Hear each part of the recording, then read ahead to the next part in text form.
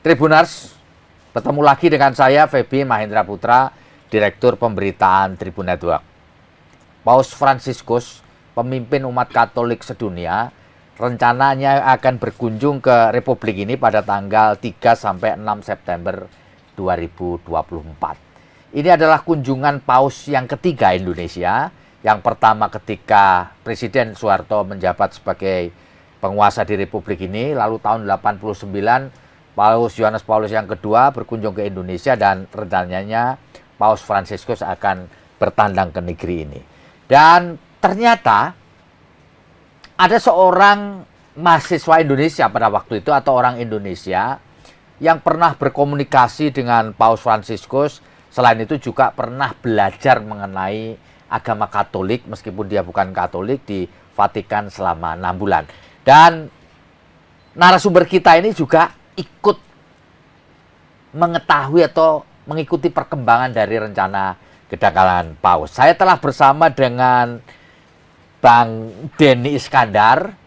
Ya, beliau ini adalah seorang alumnus dari Universitas Islam Negeri Syarif Hidayatullah di Ciputat, Jakarta. Dan kita akan ngobrolin seputar pengalamannya berada di Italia dan berkomunikasi dengan Paus Fransiskus. Saya akan sapa Bang Denny. Assalamualaikum, Bang. Waalaikumsalam, Pak. Wah, luar biasa. Saya mendengar informasi bahwa Bang Denny ini sudah lama tahu bahwa Paus Fransiskus ini akan berkunjung ke Indonesia. Ya. Bisa diceritakan, Bang Denny? Ya, jadi memang rencana kunjungan Paus Fransiskus ini itu diagendakannya awalnya itu tahun 2020. Ya, jadi menurut informasi yang kamu tahu diagendakan tahun 2020. Nah, terus lanjut. Itu waktu itu kebetulan saya pernah ngobrol dengan salah satu orang Indonesia yang hari ini masih menjadi orang penting di Vatikan itu. Namanya Padre Marco, guru saya. Saya bilang dengan beliau juga, apakah ini ada nanti Paus Fransiskus mau datang ke Indonesia atau bagaimana? Beliau bilang, insya Allah, maksudnya bukan insya Allah, beliau bilang ada agenda untuk datang tuh ada, Den. Cuma memang untuk waktunya harusnya 2020 karena kondisi COVID, jadi ditunda. Kalaupun misalkan hari ini datang, ya alhamdulillah berarti gitu ya. Ya. Gitu. Sebelumnya juga memang Padre Marco tuh bilang bahwa Paus Fransiskus itu akan datang ke Indonesia setelah beres Pilpres. Oh, jadi memang dia bilang bahwa Paus Fransiskus akan berkunjung ke Indonesia setelah pemilu atau Pilpres tuntas. Selesai. Bang Denny, supaya pendengar kita, pembaca kita ngerti, bisa cerita sedikit mengenai pengalaman Anda berangkat ke Vatikan untuk belajar mengenai agama Katolik. Silakan. Jadi memang awalnya saya tuh tidak pernah terpikir untuk bisa sekolah di Vatikan ya. Karena saya juga tidak tahu Vatikan itu apa gitu. Yang saya tahu Vatikan ini cuma gereja aja begitu. Ternyata ini setelah saya mendapatkan slot beasiswa yang itu direkomendasikan oleh Pak Putut Prabantoro, itu senior saya itu. Ternyata Vatikan ini negara, Pak. Jadi baru tahu kalau negara. Baru tahu saya. Nah, karena beliau Vatikan itu negara, itu punya yang namanya lembaga pendidikan, sekolah-sekolah begitu. Dan termasuk saya juga sekolah di Vatikan itu di sekolah Vatikan yang letaknya itu ada di Kota Roma. Saya perlu klarifikasi karena memang di YouTube ini banyak yang bilang bahwa di Vatikan itu ada sekolah segala macam. Sebenarnya ini di Vatikan itu nggak ada sekolah. Memang ada sekolah Vatikan, cuma letaknya ada di Kota Roma begitu. Jadi kalau di Vatikan itu nggak ada sekolah begitu. Seperti itu, Pak. Nggak, bisa cerita. Waktu itu kamu berangkatnya kapan?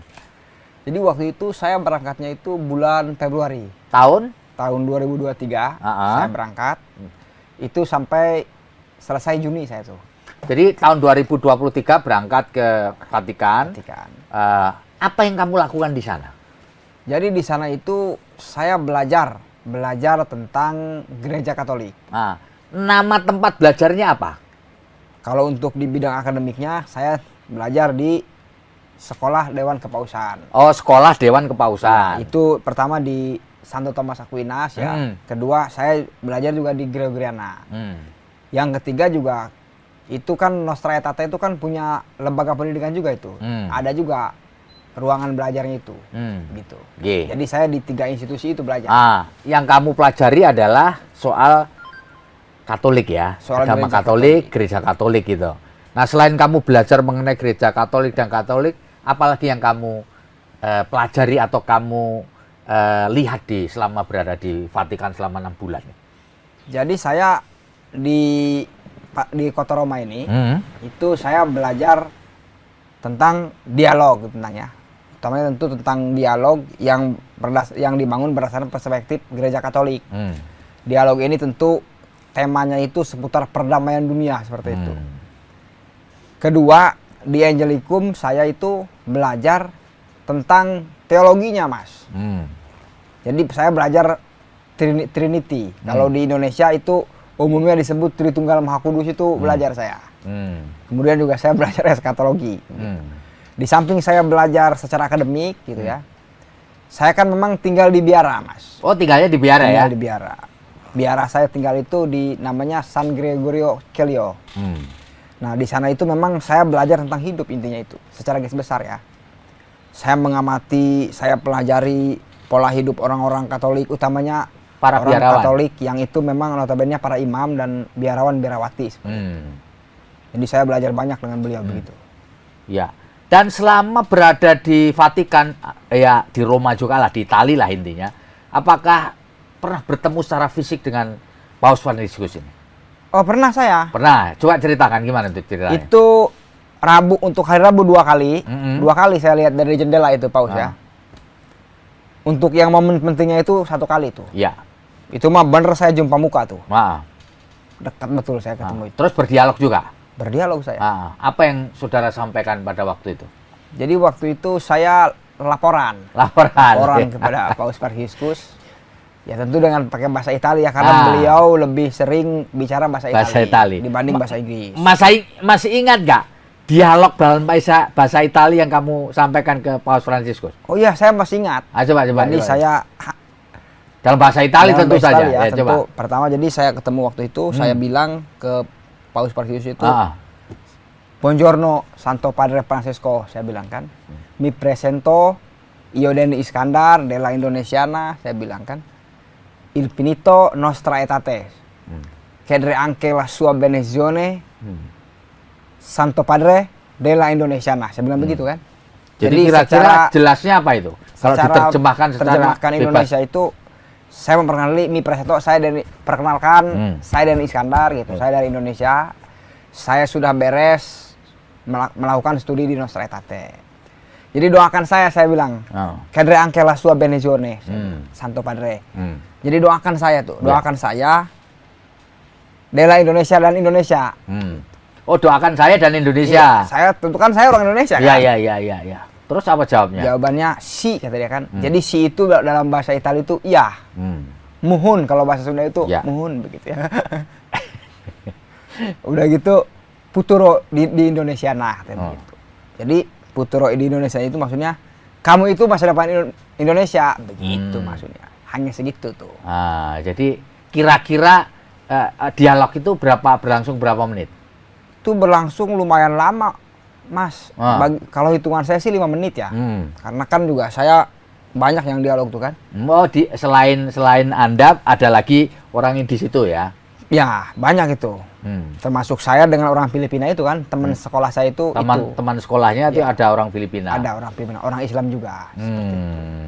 Jadi memang itu agenda, saya merasa agenda itu luar biasa dalam agenda itu saya. Karena apa? Karena saya duduknya di paling atas, bukan di bawah itu kan. Yes. Nah, dan yang saya bangga itu, Paus Fransiskus itu beliau orang penting. Tapi beliau itu nyamperin satu-satu. Beliau meluangkan waktu menyambangi semua audiens. Jadi bukan kita yang menyambangi, tapi beliau yang menyambangi. Tentu saya sebagai apa ya? Kita kan bukan pejabat, Mas ya. Ya merasa bangga juga bisa ya. Bisa disambangi oleh Paus Franciscus ya. Yang ya. itu memang tokoh dunia itu. Ya. Nah, selanjutnya kan tadi Denny bilang bahwa ada pejabat gereja di sana yang orang Indonesia memberitahu bahwa Paus akan berkunjung. Itu ceritanya bisa sampai ke dialog itu bagaimana itu? Itu kan memang setiap hari Senin. Ya. Itu kan saya mengikuti kelas beliau tuh setiap hari Senin itu. Jam 4. Kita memang setelah beres belajar itu karena beliau orang Indonesia, interaksi saya dengan Padre Marco ini intens dengan berbahasa Indonesia gitu ya. Jadi saya sering ngobrol-ngobrol yang itu memang di luar pelajaran itu. Tentang Indonesia, tentang gereja Katolik, tentang Vatikan, sering saya ngomong itu. Bahkan di minggu menjelang saya pulang waktu itu. 3 minggu lagi saya pulang itu waktu itu. Saya ngobrol dengan Padre Marco. Padre Marco Indonesia ini punya jejak untuk didatangi oleh Presiden Vatikan itu. Lagi pula kalau saya baca sejarah memang kontribusi negara Eropa dalam mengakui kemerdekaan Indonesia itu munculnya dari Vatikan tuh untuk negara Eropa ya. Sehingga datanglah Paus. Di masa kepemimpinan presiden kita ini itu sudah 2 kali kan? Ya. Satu Paus Paulus IV kalau tidak salah ya, apa 6 itu. Kedua John Paulus II tuh kan? Gitu. Yang ketiga ini rencana ini. Dan semoga aja ini berjalan dengan lancar begitu. Terus apa jawab waktu itu? Jawaban Padre Marco, Paus itu akan datang ke Indonesia itu paling nanti setelah Pilpres. Gitu. Memang hari ini juga banyak yang mau audiensi waktu itu sebelum Pilpres ya, yang mau audiensi ke Paus. Dan itu salah satunya calon wakil presiden. Cuma kita nggak mau lah begitu kan. Ya. Paling Paus itu nanti kalaupun mau ada pejabat negara mau audiensi dengan Paus Franciscus itu setelah beres pemilu katanya begitu. Karena ini rawan oh iya saya mengerti itu. Memang saya juga sering ngobrol dengan guru saya itu ya. Banyak kali saya sering ngobrol itu kepada beliau itu. Gitu ya. Nah, dalam kerangka kunjungan Paus Franciscus ini, apakah Denny juga ikut terlibat di dalam acara atau persiapan atau apa terlibatnya? Kalau untuk Indonesia, saya memang nggak terlibat. Karena kan saya cuma sadar diri mungkin ya. Mungkin. Tapi yang pasti sebagai alumni Universitas Trisakti, tentu saya menyambut baik. Bahkan sejauh ini saya juga sudah mengkonsolidasikan juga di kalangan-kalangan Muslim gitu ya. Utamanya kepada Abu Yamu tadi misalkan. Saya juga udah sampaikan bahwa ini nanti bakal ada orang penting ke Indonesia, yaitu pimpinan Gereja Katolik Dunia mau datang seperti itu. Ya. Memang kalau misalkan bicara keterlibatan, saya cukup terlibat waktu di Vatikan.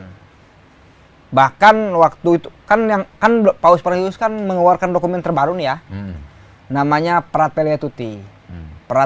Fratelli Tutti itu adalah turunan dokumen dari dokumen sebelumnya di Abu Dhabi itu kan, Human Fraternity, muncullah Fratelli Tutti. Nah, waktu di Vatikan itu saya hadir menerjemahkan dokumen itu bersama teman-teman di dunia itu. Nah, kamu menerjemahkan dokumen itu dalam apa? Dalam bahasa apa? Dalam bentuk gerakannya itu maksudnya. Jadi waktu itu Vatikan memberikan uji coba lah. Uji coba tentang dokumen persaudaraan ini harus kita manifestasikan seperti itu. Waktu itu pernah ada kegiatan di situ itu namanya Perkumpulan Persaudaraan Umat Manusia di Dunia. Itu tempatnya di Basilika Santo Petrus. Saya hadir di situ sebagai perwakilan dari Indonesia bersama KBRI Vatikan untuk Indonesia begitu. Ya tentu kedatangan Paus juga pasti dalam rangka mendorong itu di Indonesia itu. Mungkin ya yang saya tahu. Mendorong perdamaian dunia ya. Harus didorong. Harus. Ya. Nah, selama berinteraksi dengan kalangan Katolik di Vatikan, sekali juga dengan Paus tuh, kesan kamu terhadap Paus Franciscus ini apa? Bagi saya, Paus Franciscus ini itu orang sakti, itu orang hebat itu beliau itu. Kenapa saya bilang hebat? Jadi sekalipun beliau di tinggi, tapi beliau itu apa ya, mau menyapa begitu. Ya buktinya misalkan orang seperti saya ini disambangi oleh Paus Parsius gitu kan, sebagai audiensnya gitu. Ini kan luar biasa begitu. Itu ya. Kedua juga yang saya tahu, Paus Parsius ini dia ini concern bicara tentang apa ya, peran gereja lah. Peran gereja ini, gereja harus tampil, harus membela kaum tertindas, kaum miskin seperti itulah. Jadi ini mah agak sedikit aktivis gitu kayaknya kalau bagi saya. Aktivis gitu ya. Paus Parsius itu punya jiwa apa ya? Jiwa kemanusiaan tinggi nih. Bang Denny, saya mendengar juga sebagai alumni dari Nostra Aetate gitu ya. Tentu Anda punya harapan gitu ya, punya hope gitu ya. Apa sih manfaat dari kunjungan Paus Fransiskus ke Indonesia ini, kira-kira manfaatnya apa sih dilihat dari sosok Denny sebagai orang yang pernah 6 bulan belajar di Vatikan gitu. Jadi dalam apa ya, yang saya tahu ya, yang namanya Paus itu, utamanya Paus pimpinan gereja Katolik, itu kalau mau datang ke satu negara, itu nggak pernah kosong dari makna, pasti bermakna semuanya. Karena itu bagian daripada perjalanan apostolik, maksudnya perjalanan spiritual beliau itu. Kedatangan kedatangan yang mulia Paus Fransisius ini, bagi saya ya, ini beliau ini mau berziarah gitu, napak tilas kalau bahasa kita. Bahasa kita ya. Kenapa? Karena memang paus-paus sebelumnya itu ingin datang ke Indonesia, pernah datang ke Indonesia. Dan hari ini kan kita melihat kedatangan beliau ini kemana-kemana agendanya kan, ke mana? Ke Jakarta misalnya ya. Kemudian juga ada ke NTT, ada ke Pontianak. Kemudian juga nanti di Jakarta yang ada, saya dengar kabar katanya mau ke Atmajaya. Yang memang itu tempat-tempat yang sudah diagendakan oleh Paus Parsius itu apa namanya ya? Pernah juga dikunjungi oleh paus-paus sebelumnya. Seperti itu. Kalau bicara soal harapan sebenarnya begini, bagi saya sih ya. Saya sebagai Muslim yang memang itu bukan Katolik saya, tapi saya punya harapan bahwa kalau memang spiritnya Gereja Katolik atau kedatangan Paus ini membangun dialog atau menerjemahkan dokumen Fratelli Tutti seperti yang disampaikan Bapak Kardinal Soeharto itu ya, harusnya dialog ini apa ya, dilakukan itu secara apa ya, secara intens begitu. Dan itu dibuktikan harusnya idealnya itu Paus itu datang ke Indonesia itu datangnya ke Banten tuh harusnya. Kalau bagi saya. Oh, bagi kamu harusnya datang ke Banten. Ke Banten, kenapa? Karena simbol Islam itu di Banten. Begitu. Islam di Indonesia ya terutama ya. Iya, terutama Islam di Indonesia itu di Banten simbolnya. Yang disebut Islam itu Banten. Seperti itu. Ini supaya selaras dengan misalkan yang sudah dilakukan sebelum-sebelumnya. Misalnya kedatangan Pak dalam rangka membangun apa ya? Keharmonisan antara Islam dan Gereja Katolik di Abu Dhabi misalkan, datanglah misalkan ke Abu Dhabi buat perjanjian segala macam. Di Indonesia itu baik juga kalau misalkan Paus Fransisius itu datang ke Banten seperti itu. Itu ya harapannya ya, karena itu simbol dari Islam menurut Denny ya. Karena elit Nahdlatul Ulama juga dari Banten kan. Abu Yamuh tadi itu apa ya? Di atas Rois Am itu seperti itu. Gitu ya. Iya, Dewan Muhtasyar atau apa begitu. Oke, ini saya kepengen tanya yang ringan. Kan tadi disebutkan bahwa Denny selama berada di Vatikan itu tinggal di biara ya. Bersama para imam tentu saja, para rohaniwan gitu. Itu gimana ya jadi katanya merasakannya? Kan sampean harus melakukan ibadah sholat, ya kan? Nggak ada masalah pada waktu. Justru bagi saya nggak ada masalah. Justru para imam yang saya ketahui itu mengerti Islam mereka itu. Oh, ngerti ya? Ngerti. Misalkan saya puasa nih, saya berpuasa waktu itu. Oh, puasa waktu itu ya? Puasa saya itu beda dari kayak di sini, 15 jam saya puasa Ramadan itu. 15 jam ya? Nggak makan, nggak minum kan? 15 jam di Italia itu. Fair. Mereka itu fair, kemudian juga peduli orang ya. Misalkan kan di sana kan kehidupan imam itu kan disiplin. Dari mulai cara makan, cara tidur, segala macam disiplin pokoknya Iya. pola hidup itu. Kan kita punya kebiasaan makan 3 kali. Sarapan, makan siang, makan malam. sama makan malam. Karena saya puasa, saya 2 nih, saya nggak sarapan, nggak makan siang. Ya. Tapi kan itu digantikan itu. Dijadikan 2. Jadi setiap sahur itu setiap beres makan malam, saya dibekelin begitu. Oh, ada bekal setelah makan malam ya. Dan itu hitungannya porsi makan siang saya seperti itu. Oh, gitu. Artinya fair. Gitu. Ya. Dan bahasa yang komunikasi yang dipakai sehari-hari apa kalau boleh saya tahu? Kalau waktu tinggal di biara itu. Waktu tinggal di biara itu 80% Itali. Italiano itu 80%. Kalaupun ada bahasa Inggris juga paling yang turis-turis gitu ya, yang berkunjung ke biara begitu. Itu memang menggunakan bahasa Inggris. Jadi selama proses kehidupan sehari-hari di biara, Denny berkomunikasi dalam bahasa Itali ya. Ya, karena Inggris, kadang Bahasa Itali Inggris, gitu campuran ya. Campuran. Saya kan juga bisa bahasa Itali, nggak pernah belajar saya. Oh gitu ya? Justru saya datang dari Itali, datang ke Roma saya kan. Ya saya di situ belajar otodidak begitu kan. Oh gitu ya. Jadi belajarnya otodidak ya. Otodidak. Nah, tapi bahwa selama berada di sana ada orang Indonesia yang Anda kenal di sana kan banyak juga. Banyak sekali. Ini yang harus kita ketahui. Bahwa diaspora Indonesia di kota Roma itu, di Vatikan itu, diaspora Imam itu kuat. Jadi memang saya bangga juga. Saya bangga juga sebagai orang Islam, sekalipun saya bukan Katolik, saya bangga juga dengan diaspora Vatikan itu. Jadi kalau tidak salah sekarang itu ada tiga orang Indonesia yang hari ini berkiprah menjadi pimpinan umum dunia itu. Baik itu di kongregasi maupun di ordo. Misalkan yang kemarin baru terpilih jadi uskup Enda itu, namanya Padre Paul Kleden itu ya. Itu Padre Budi itu, beliau pimpinan kongregasi dunia itu, SVD. SVD ya? SVD. Terus siapa lagi yang... Kemudian juga ada OSC. Ordo Salib Suci itu kan. Itu orang Kuningan itu pimpinan dunianya. Oh, Jawa Barat? Orang Jawa Barat. Itu namanya Padre Laurentius Starvin.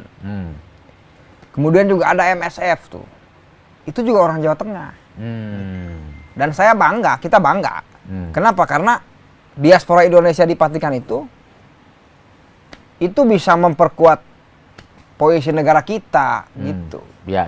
Jadi ada kebanggaan gitu Mas. Ya. Selama berada di sana, apakah ada orang dekat yang sudah Anda anggap sebagai orang tua sendiri gitu? Oh, itu ada. Ya, gimana itu cerita? Jadi itu salah seorang suster. Nah, itu dari kongregasi juga itu. Itu udah saya anggap ibu saya sendiri tuh. Itu orang mana?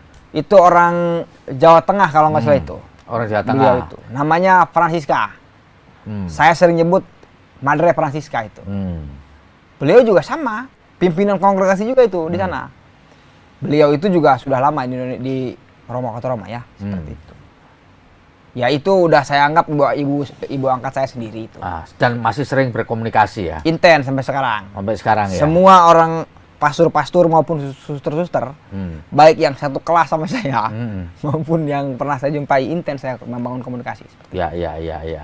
Apakah mereka juga ngobrolin juga dengan rencana kedatangan Paus? Oh iya. Ngobrolin juga dengan Denny ya? Ngobrol. Jadi memang justru dari